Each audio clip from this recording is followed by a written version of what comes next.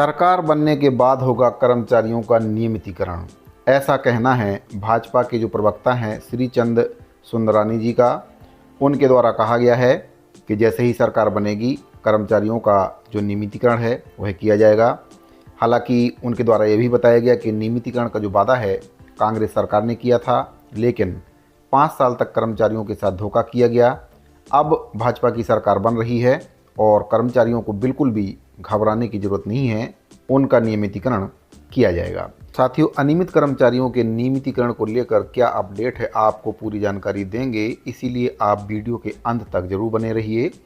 हाल ही में छत्तीसगढ़ और मध्य प्रदेश सहित 5 राज्यों में चुनाव हुए हैं और छत्तीसगढ़ का जो चुनाव है काफ़ी रोचक चुनाव हुआ है। इस बार छत्तीसगढ़ में हवा बदली बदली नज़र आ रही है।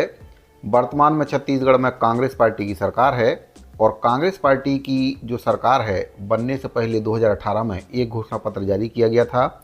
उस घोषणा पत्र में कई मुद्दे ऐसे थे जो कर्मचारियों को लेकर उसमें रखे गए थे। उसमें से ही एक मुद्दा था अनियमित संविदा और दैनिक वेतनभोगी कर्मचारियों का, जिसमें यह वादा किया गया था कि अगर छत्तीसगढ़ में कांग्रेस पार्टी की सरकार बनती है तो जितने भी अनियमित कर्मचारी हैं जो विभागों में अपनी सेवाएं दे रहे हैं, रिक्त पद के विरुद्ध उनको नियमित किया जाएगा। किसी भी कर्मचारी की छटनी नहीं की जाएगी। प्लेसमेंट और ठेका प्रथा को बंद किया जाएगा। लेकिन सरकार के 5 साल पूरे हो चुके हैं। अब छत्तीसगढ़ में दोबारा से चुनाव भी हो चुके हैं, लेकिन सरकार का जो वादा था आज भी अधूरा है।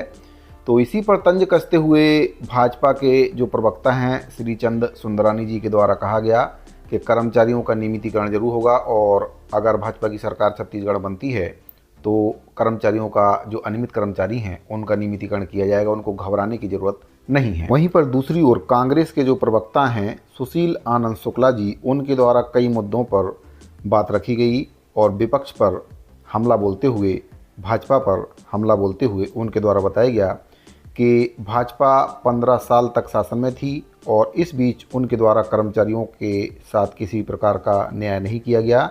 15 साल तक केवल कर्मचारियों के साथ अन्याय हुआ है। नियमितीकरण की आस में अनियमित कर्मचारी आज भी हैं। उनके द्वारा कहा गया कि बीजेपी के समय में कर्मचारियों के साथ अन्याय हुआ है, उनका शोषण हुआ है और हमारी सरकार के समय में कर्मचारियों के वेतन में बढ़ोतरी की गई है। तो यहाँ पर मैं एक बात स्पष्ट करना चाहूँगा कि ना ही बीजेपी के समय में कर्मचारियों का नियमितीकरण किया गया है और ना ही कांग्रेस के समय में कर्मचारियों का नियमितीकरण किया गया है। कांग्रेस के समय में सबसे बड़ी दुविधा ये है कि घोषणा पत्र में शामिल होने के बाद भी नियमितीकरण नहीं किया गया। कर्मचारियों को 5 साल तक ठगने का काम किया गया। कमेटी के नाम से कर्मचारियों को बरगलाया गया है। उनको लगातार ये कहा गया कि जो कमेटी है उसकी रिपोर्ट आने के बाद आपका नियमितीकरण किया जाएगा। जैसे ही कमेटी की रिपोर्ट आएगी आपका नियमितीकरण पर निर्णय लिया जाएगा। माननीय मुख्यमंत्री महोदय जी के द्वारा भी सार्वजनिक मंच पर आकर ये कहा गया था कि ये वर्ष किसानों का है, अगला वर्ष कर्मचारियों का होगा।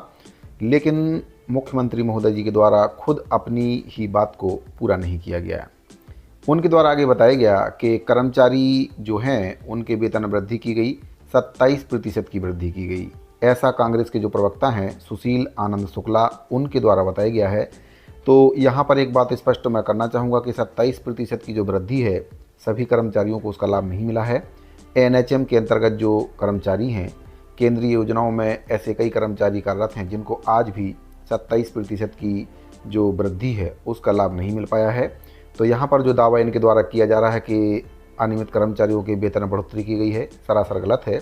5 साल में केवल एक बार उनके वेतन बढ़ोतरी की गई है, जबकि जो कर्मचारी हैं हर 2 साल में अनियमित कर्मचारी जो संविदा कर्मचारी हैं उनके वेतन में बढ़ोतरी होती है। लेकिन कांग्रेस के शासन में पिछले 5 साल में केवल एक बार कर्मचारियों के वेतन में बढ़ोतरी की गई है। और अगर हम बात करें श्रम सम्मान राशि की तो माननीय मुख्यमंत्री महोदय जी के द्वारा ऐसी कई घोषणाएं की गई थी जिन पर लास्ट में भी अमल नहीं किया गया।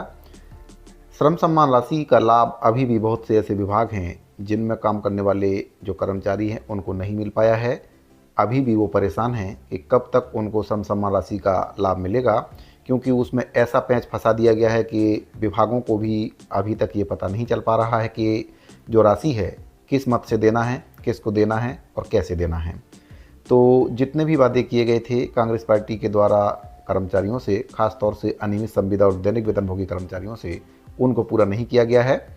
अब भाजपा प्रवक्ता के द्वारा ये बात कही जा रही है कि जैसे ही प्रदेश में भाजपा की सरकार बनती है, अनियमित कर्मचारियों का नियमितीकरण किया जाएगा, उनको घबराने की जरूरत नहीं है। तो अब देखते हैं कि प्रदेश में किस पार्टी की सरकार बनती है। बहरहाल जो अनियमित कर्मचारी मोर्चा है, उनका कहना है, उनके जो प्रांतीय संयोजक हैं गोपाल प्रसाद साहू जी, उनका कहना है कि किसी भी पार्टी की सरकार बने, उनकी जो लड़ाई है जारी रहेगी जब तक समस्त अनियमित कर्मचारियों का नियमितीकरण सरकार नहीं कर देती है। साथियों, आपकी इस पूरे मैटर पर क्या राय है, कमेंट बॉक्स में जरूर बताइए। मिलते हैं अगली वीडियो में, अभी के लिए दीजिए इजाज़त।